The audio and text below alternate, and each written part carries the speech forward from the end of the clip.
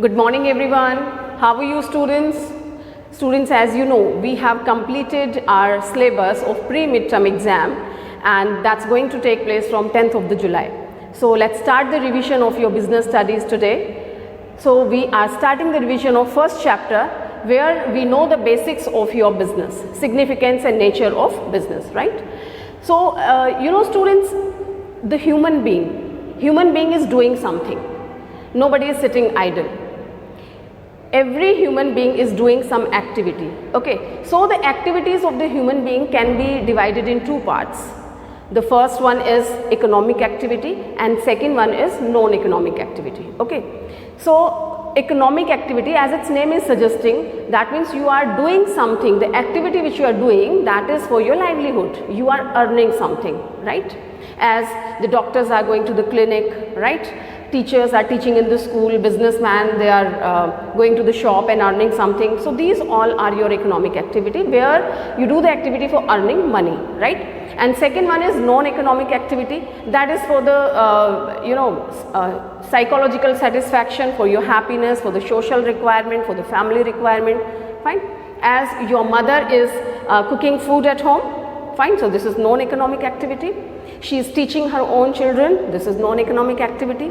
So let's talk about the differences also, because we have to revise the whole chapter. Well, the difference, like a teacher is teaching in the school and she is getting salary. So this is termed as economic activity. But when the same teacher is teaching her own children at home, so that is considered as non-economic activity. Okay, doctor is treating the patients in a clinic, so that's economic activity. When he is giving the medicine at his own home, so that's non-economic activity. Alright, so this was your economic and non-economic activity. Students, economic activity. Let's leave the non-economic activity here only. Now we will talk about the economic activities only, because we are concerned to the business, fine. Now all the economic activities, whatever we are doing, either we are teaching in the school, we are a doctor, chartered accountant or anything else. So all the activities of all the human being, means economic activity I am talking about, that can be classified in three parts. Okay, first one is your business, second one is your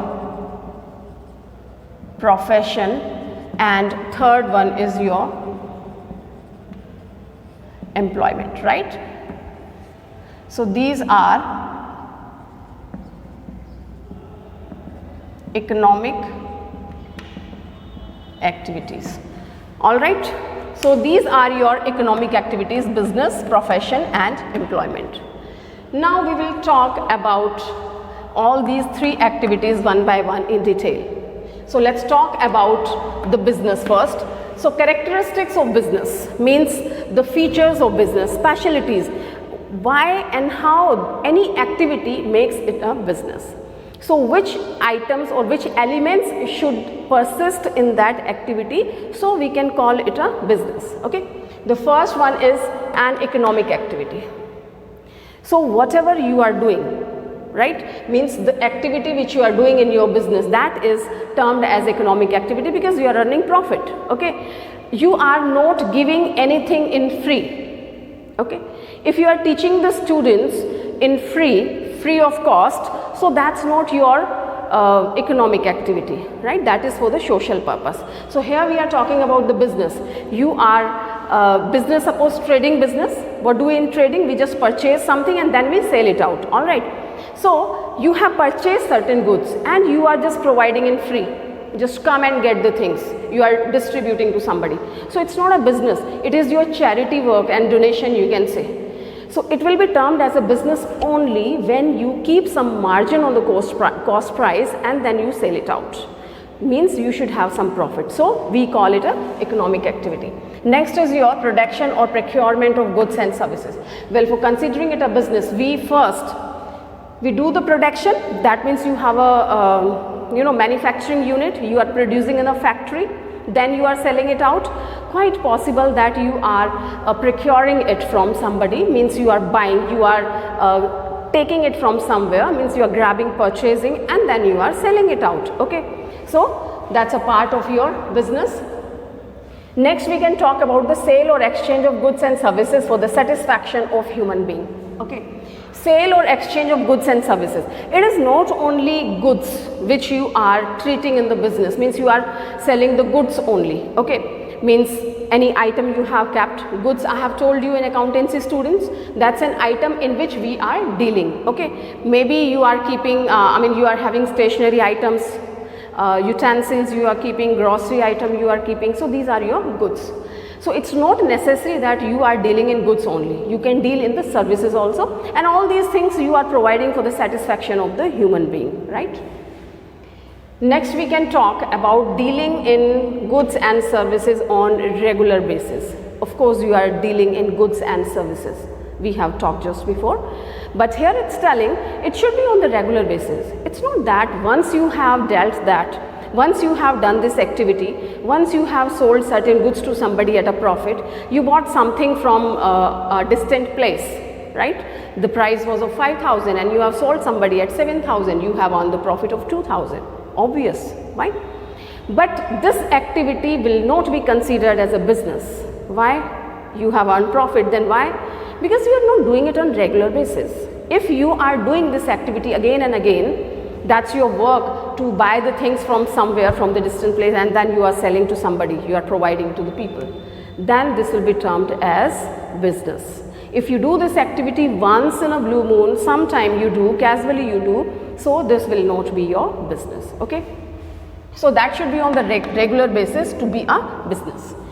Next, we have profit earning. That's very important element of the business, and we have talked in the starting at the time of economic activity only. Profit is a main element of the business. Without profit, your business can't exist, right? This can't grow, you can't remain in this line, because profit is the base of all the expenses. You won't be able to survive without profit, so that's very important, and there should be profit in your business. Profit element should be there, profit earning should be there. Next one is, of course, there can be losses sometime, but we start the business with the intention of the profits only. Next, we have uncertainty of return. I just told you, not possible always that you have a profit, sometime we can have the losses also. So it's telling uncertainty of the return. It's not like salary. Okay, you have a fixed salary and you are getting. It's not like an employment. In employment, whatever the job you are doing, your salary has been fixed already. Ki I will be getting this much or that much. One is getting 10,000, 20,000. So that is fixed, right? And you know it. Ki I'm going to get this much amount at the end of this month or the starting of the next month. You will get that. There is a surety. Certainty is there. But in case of business, there is no certainty. We don't know how much profit I'm going to have at the end of this year. Okay, maybe some more customers turn up to my shop, maybe some customers, they have diverted to any other product, right, and they have started buying certain other items, their taste has changed, so we never know about these things. Okay, so uncertainty of the return is always there. Next, we will talk about element of risk. Well, we call the businessman as an entrepreneur. Entrepreneur means a person who is dare to face the risk, right? The people who dare to face the risk, they start their business, they become businessman, and conservative kind of people who are not ready to take the risk, they come to the employment line, right? So wherever we talk about the business, so you must keep this point in your mind that risk will be there. Okay, risk and business goes side by side. So this is element of risk always persist in the business, right, students? So these were the characteristics of business we have talked about. So what we were talking, basically we were talking the human activities, economic and non-economic. Non-economic we have left there only, and we have started with the economic activity. It was your business, profession and employment. All right, so we have talked about the features of business, and now we will talk about the profession, right? Features, or you can say the characteristics of profession. Well, the first one is specialized knowledge. For being a professional, you should have the specialized knowledge in one field, right? For being a chartered accountant, okay, You should have a specialized knowledge in this field. You have to complete this, the studies of the chartered accountancy. Only then you will get the degree. For being a doctor, you have to complete your MBBS, okay? For being a lawyer, you have to complete your LLB.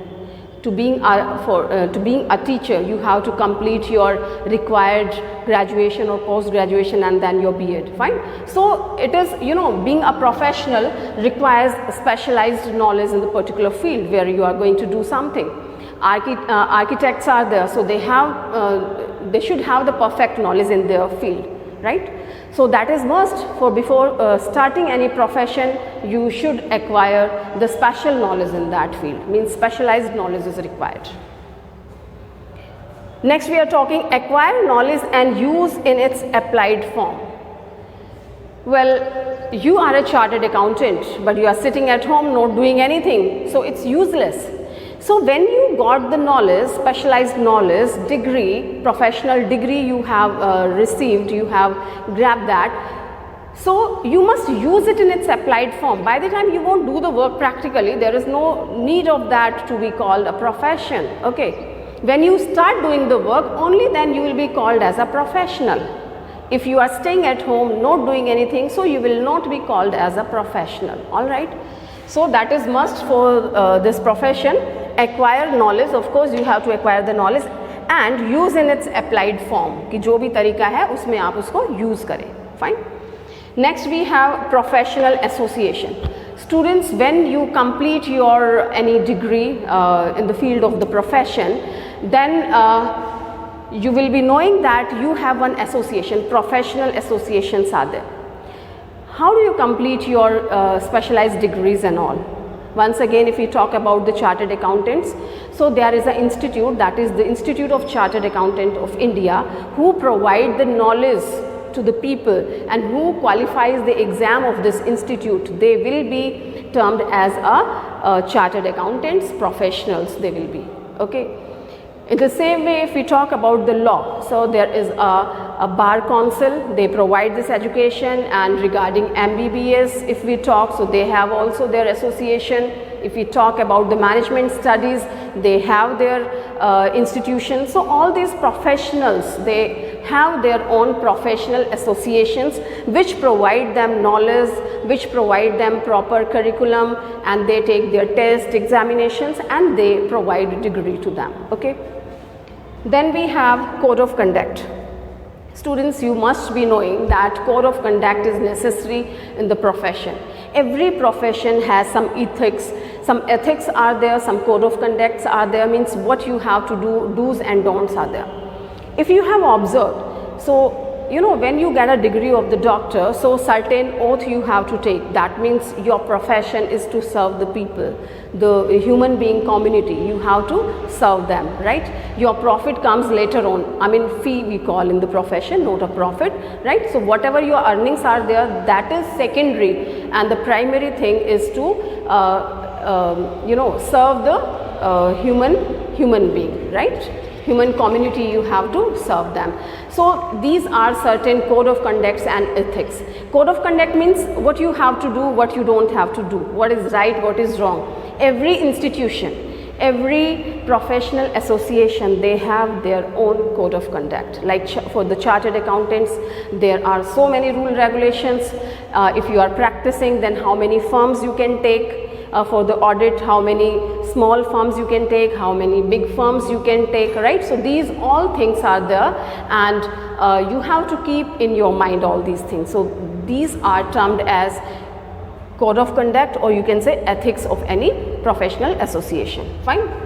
Next we have service motive, and this point I have already explained with this, that profession, right? This community of the professionals, they are meant to provide the social services, not for earning profit. Very soon we will discuss their differences, so you will come to know about it, that the main motive of the business was to earn profit, and the main motive of the profession category or the professionals is to provide services. Their fee and their so-called profit is a secondary thing.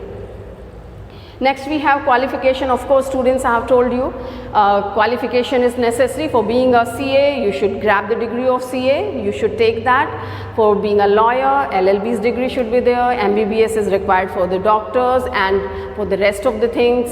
Okay, so you need the education, you need qualification for being a professional. Well, if you talk about certain other kind of professions like music, painters and all, so they also have their specialized knowledge in the field. Only then they are called a very good painter, very good musician, very good director. Okay. And next is nature of work. What kind of work you are doing, that depends upon you. Wherever you got the qualification and wherever you have a perfection, you start doing that work. Okay. Right, students, so here we have talked about the characteristics of profession. Now we will talk about the employment. Employment, the characteristics of the employment means here what you are going to do, which work you are going to do, the work which is assigned by your employer. Okay, if I just write it down, so this is contractual relation. First one is contractual relation. Contractual relationship tells that this is a contract between employer and employment. Okay, you don't become employee of any firm by chance, right?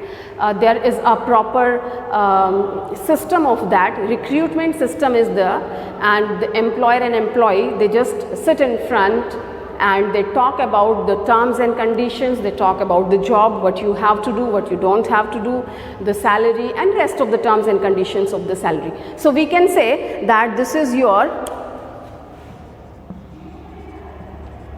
contractual relation, right? This is your feature of employment, right? Contractual relation. Next we have reward or return. So what is the reward in the employment? Of course, that is their salary or wages, depends upon your work. If you are white collar worker, you will get a salary. If you are the laborer, means blue collar worker, then this is termed as wages. Okay, so reward is termed as salary or wages. Fine. Next we have code of conduct. Code of conduct is, as we have discussed here, code of conduct means do's and don'ts, right? Ethics. So if we talk about the employment, so the code of conduct is rule regulations of the particular institution, and these rule regulations can be different in the different organizations. Like if we talk about the school, so every school has certain different rules, right? You won't find exactly similar rules everywhere. If you talk about any other business firm, about any company, so you will find they have their different rules. Disciplinary rules are there. Okay. So code of conduct means rule regulations which are provided by the employer, and employee has to follow that. Okay. Now next feature we have capital investment. Capital investment. Here we didn't talk about the capital investment. I tell you students, in business of course we need the capital investment. In profession the investment is very less. Of course we need a little investment, but not like this. But in employment, in this employment, we need not to invest any capital. Just capital investment is nil. We don't have to invest even a single rupee. When you are getting a job, started doing your work, complete your assigned duty and get the salary. So you don't have to spend even a single rupee in that. Fine. Next we have service conditions.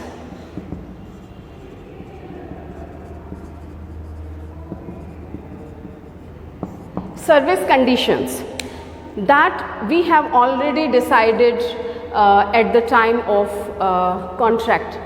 contractual relations. We have decided at this time. Service conditions, what kind of work you are going to do, right? What you will be doing. So this we decide at the time of appointment. Next we have qualification.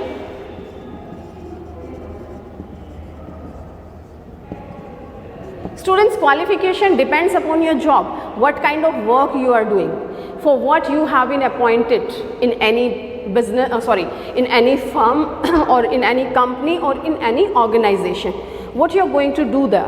So your qualifications will be according to that, right? If we talk about the school, so if you are taking senior classes, as you know that, so you should be postgraduate. If you are taking middle classes, then one should be simple graduate plus B.Ed degree is required. So what should be, and if we talk about the 4th class people like the sweeping staff and other people, so they don't require qualification. The same thing goes in all the institutions.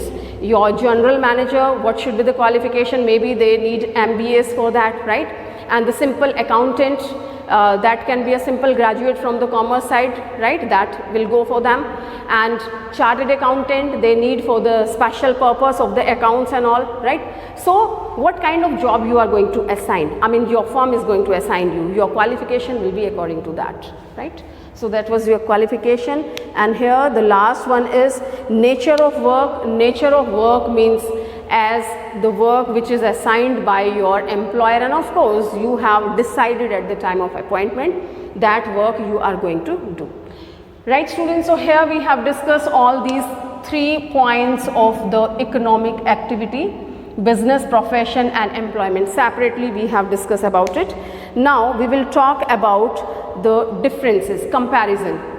So that's very easy because we have discussed all the features separately. This will take a few minutes.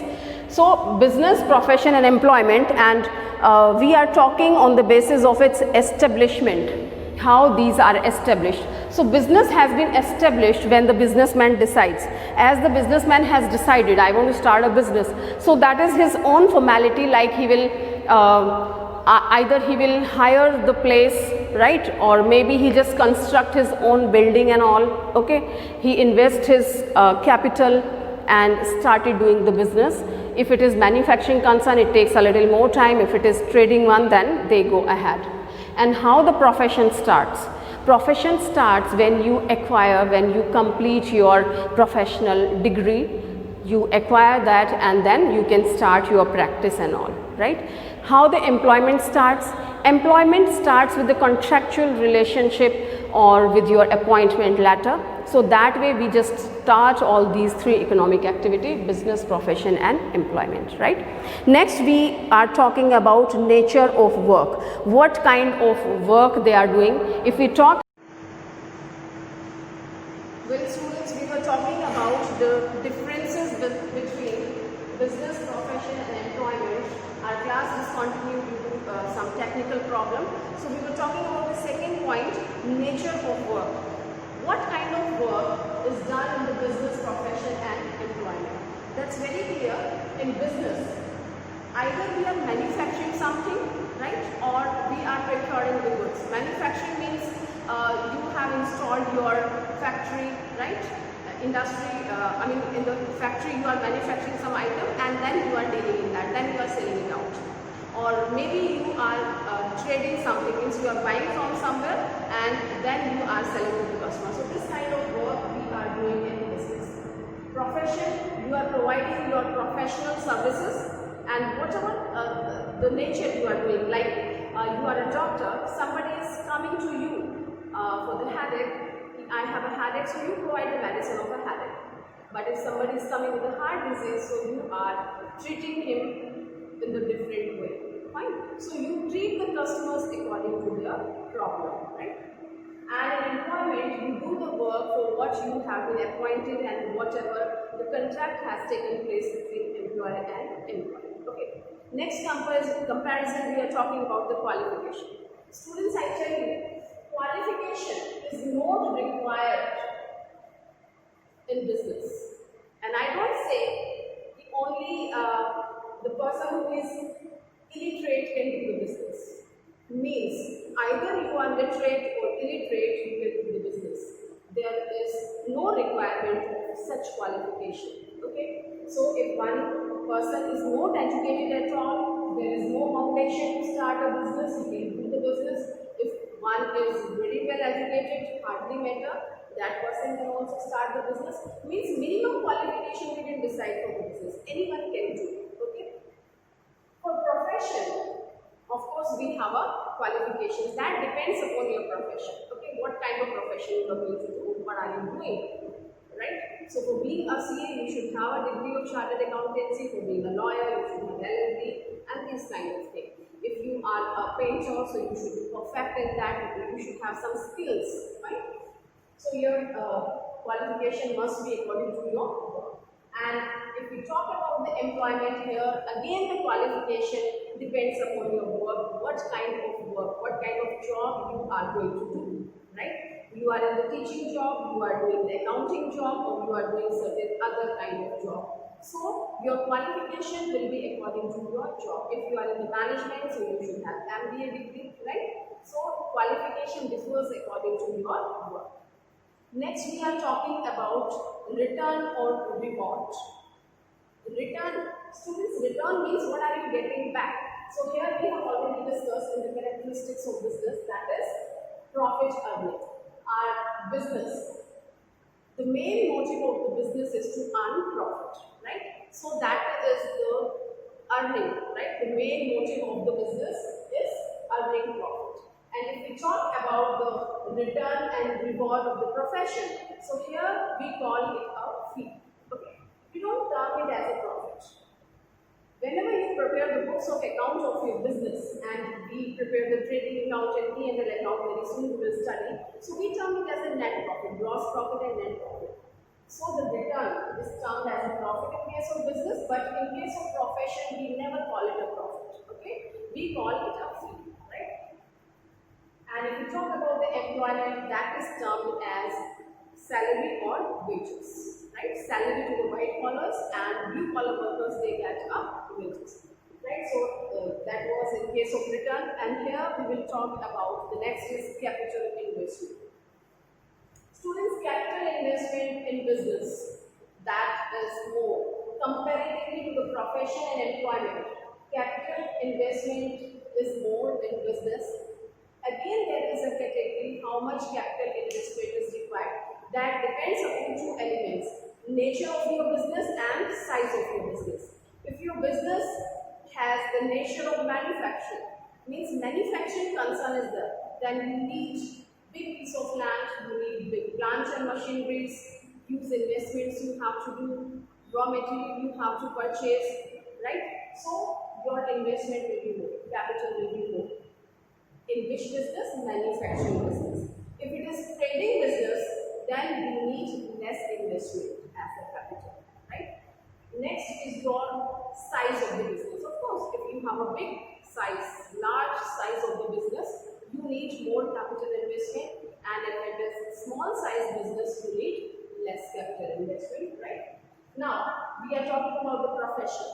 How much capital you require in the profession? Well, of course, we need some capital, but less. Comparatively to the business, we need less investment of the capital. Next is the employment if we are talking. So in employment, we need not any investment, we don't require any capital, because simply you are just going, doing your job and coming back. Fine. Next point is your risk.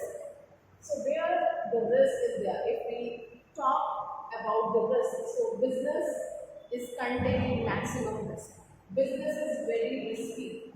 Because of its features, we have studied uncertainty of the return is there, and element of risk is there. So it's very risky. The nature of business is risky. Fine.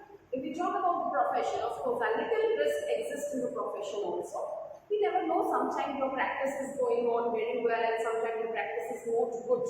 So risk is there, but comparatively to business, your risk is less. And if we talk about the employment, there is no risk at all, because you are doing your duty well, you are very honest in your work, then you don't have any risk, right? Because there is a contractual agreement between the employer and employee. This work you have to do. If you are doing your work satisfactorily, then no problem at all. So no risk. Right? Next, we are talking about the transfer of interest. Transfer of interest means to sell out. Okay. So, what do you think, students? Have you ever listened about the business? Yes. We can sell out the business. We have different methods to value the business. This is the value of my land, this is the value of my building, plant and machinery, so and so. There are many methods. Right? So, you value your business and you can say to anyone, there is no problem. Fine, we can, some legal formalities are there. We do that and we can say. But if we talk about profession, so can we say out the profession? You are a chartered accountant. Can you say out your degree? Can you say out your knowledge which you have acquired after hard work? No, we can't do that. You are a doctor. If you think, today I'm not feeling well and today I don't want to go to the clinic and I'm sending my wife to treat the patient. So does this happen? No, this doesn't happen. And if you fed up from this job, now you have planned that somebody else should come and do the work and you are selling your degree to somebody. Is that possible? कि मैं अपनी degree 10 lakh में किसी को cell कर देता हूँ, ऐसा होता है? ऐसा कभी नहीं होता. This means no transfer of interest is available in the profession. Okay, because here one became profession due to specialized knowledge and skills. And same goes in case of employment. In case of employment also you can't transfer the interest. If I'm not feeling well, so anybody can come in my place. I mean tomorrow if I don't want to come, so anyone else can come and teach the students and stuff. And if I want to sell my job to somebody, does this happen? This is quite a peculiar term, to sell the job. This doesn't happen. Okay, so we can't transfer the interest in case of employment also. Right? So this was regarding the transfer of interest. Next we are talking about code of conduct. Students, code of conduct means ethics and the rule regulations. Well, if regarding business we talk, there is no code of conduct. You will understand better. I take one example. Suppose you have purchased one item from a shop of 500 rupees. You have purchased it at 500 rupees and you went to another shop nearby and same item, same quality you are getting in 700 rupees. You said, भैया वहाँ तो 500 का मिल रहा है, आप 700 में क्यों दे रहे हैं? Their answer will be, our quality is better, see the size, color, this and that, it's very nice, and फिर भी आपको मिल रहा है, आप वहाँ से ले लीजिए. They have a simple answer. For the same product, they can charge more amount from the customers. Sometimes they charge a different amount from the different customers. There is no such control on these people. That is why we call code of conduct. There is no code of conduct in the business. But if we talk about the profession, there is a code of conduct in all the professions. You might have listened regarding the doctors when they complete their degree, they take the oath. And in oath they say, we will serve the poor community or we will serve the human being, right? Their primary objective is to serve the people, right? Service is their main motive. That is different thing these days. Doctors, they don't bother about the thing and their primary goal is to earn more and more money. That's different thing. But if we talk about the bookish things, so they are meant to provide the services, right? So code of conducts are there. This comes under the code of conduct. What they have to do? They are professional associations, जो उनका institute है, they decide all these code of conduct. These are the code of conduct for you. You have to follow this. All right. And if we talk about the employment, again there is no such code of conduct, but there are the rule regulations. Okay, so rule regulations, this has replaced by the code of conduct. It is working like that only. Wherever you are working, you have to follow the rule regulations of that particular institution. Fine. Next and last is your basic motive. Students, basic motive we have discussed in the beginning. What is the basic motive of the business? The basic motive of the business is to earn profit, more and more profit, right? And the motive of the profession is to provide some basic we are talking about. Basic motive is to provide service, right? We are not talking about the reality, okay? Employment. What is the basic motive of the employment? Just to do your job and get the salary. Whatever work you are being assigned by the employer, complete your work and get the salary, right? So that's all in the difference between business, profession and employment. I hope it's very clear. First we have discussed the features separately and then we have discussed the comparisons between all these three.